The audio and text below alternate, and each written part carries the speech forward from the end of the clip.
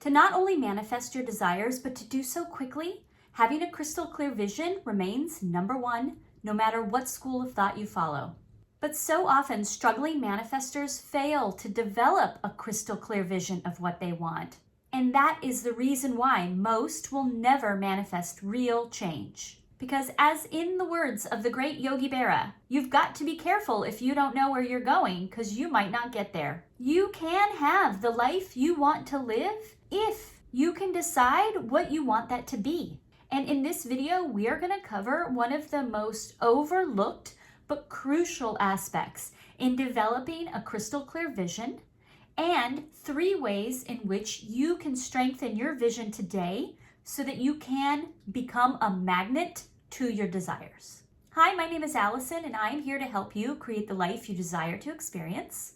And let's get into it. To understand the crucial mistake that so many people make, let's first hear from Eckhart Tolle from his book, The Power of Now, and how he describes honey. Tolle writes, "The word honey isn't honey. A word is an abstraction. A word is a signpost that points beyond itself. People don't want money. People want $785 more a month to lease a new car. People don't want a relationship. People want somebody to hold them after they've had a bad day. Money, relationships, these are just concepts. You want to call in a specific experience, a specific change to your reality. And so an important distinction to make is that knowing a concept is not the same as experiencing it.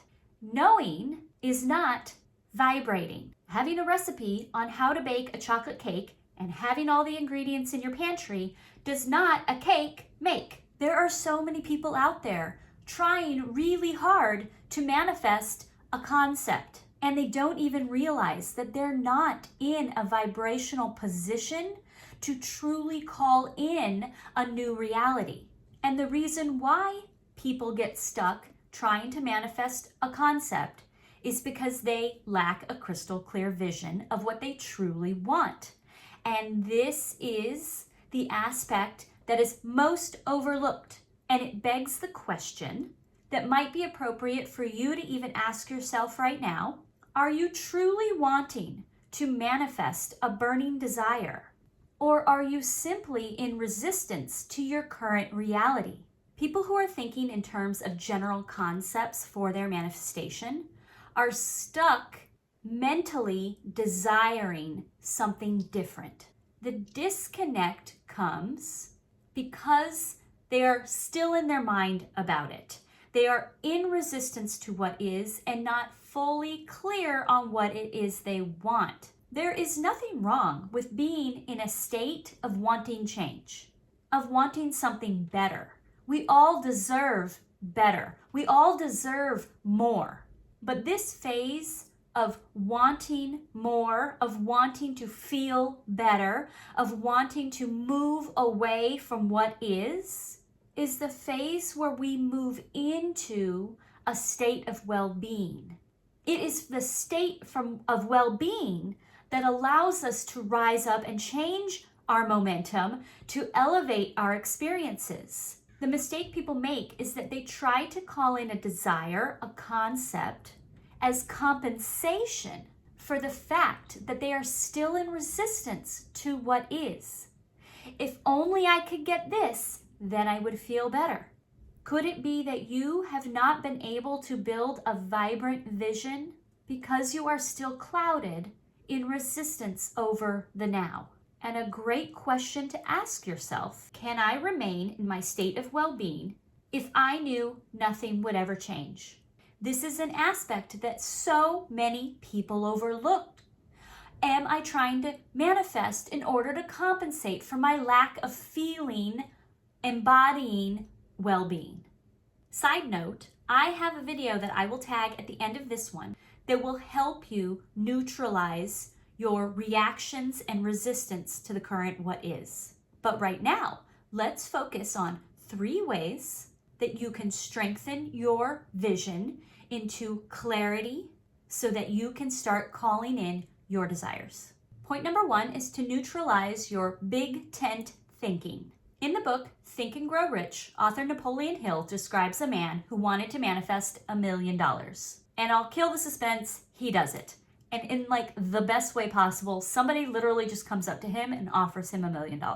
But the point for us today is that he wasn't trying to manifest just the concept of $1 million. The $1 million was so that he could open a school. He had a very clear vision on what that money was for.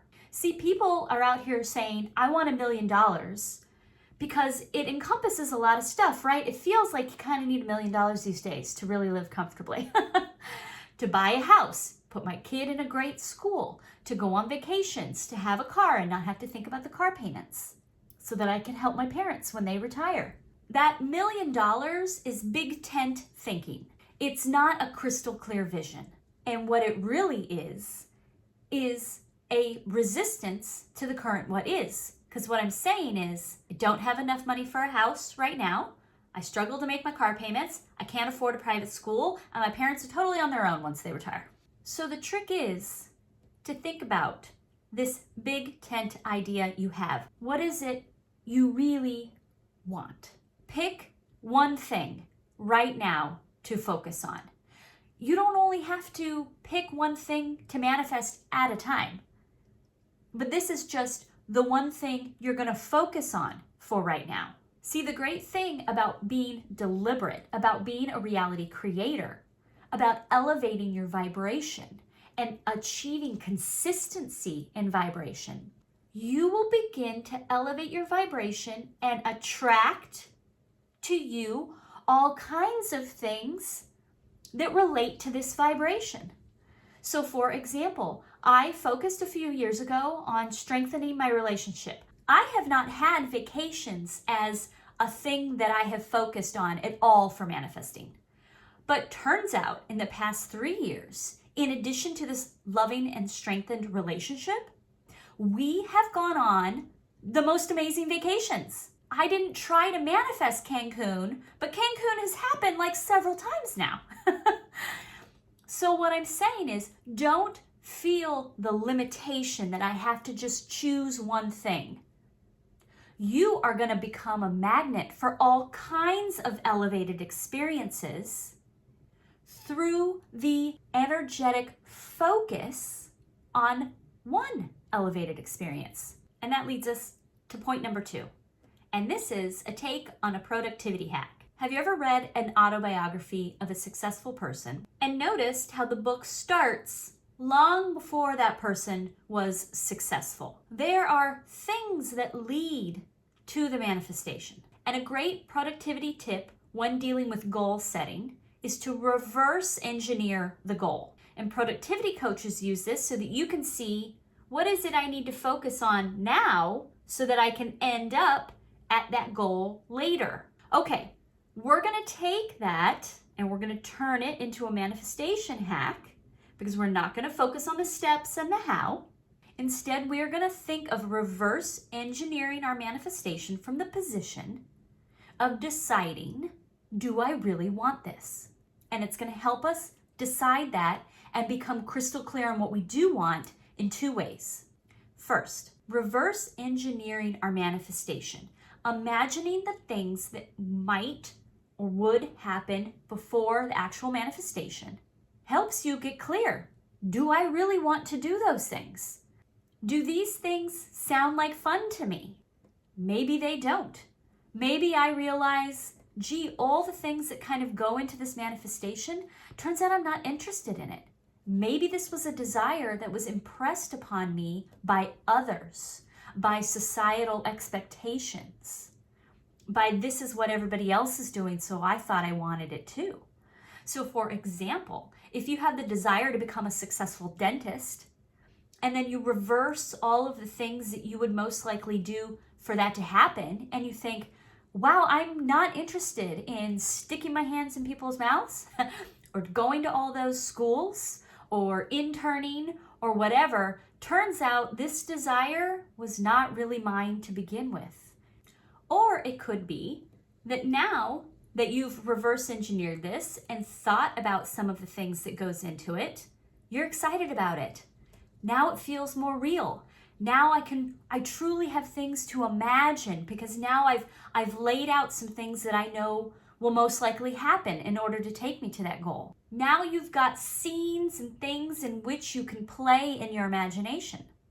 Now, step number 2 for this, it will help you manifest out the parts you don't want to do.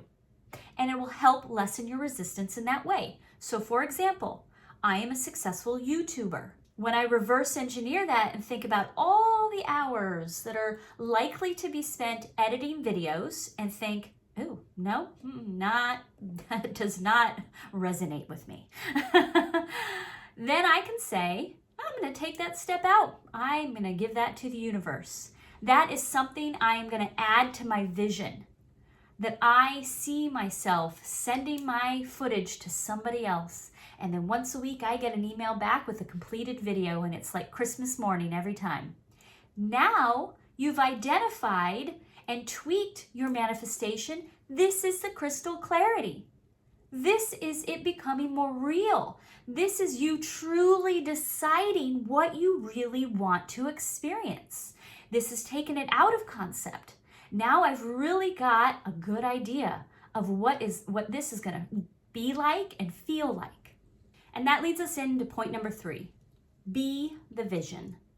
Have you ever watched one of those sped up videos of somebody painting? And they've got like all the blobs of paint and then they start brushing and you're like, I don't know what this is. It looks really cool. I have no clue what's going on. And then as the brush strokes come together, there is this point of clarity where you go, oh, that's a beach landscape. I see the birds, I see the ocean, I see the line where the sand starts. The troubles that plague everyone starting out is that the vision feels so vague. And the more we can identify and give everything shape and color and feeling, the more we solidify that vision in our mind, the faster it will solidify in our physical reality. Help yourself get to that point where your desire goes from vague blobs and feelings to crystal clarity and intuitive trust that it's happening. As Frederick Dodson says, midwife the vision with action. Can you role play with yourself scenes from your desire? Can you go take a walk in the neighborhood where you want to buy a home from the position of someone who lives there? Can you wear clothes that correspond to your manifestation?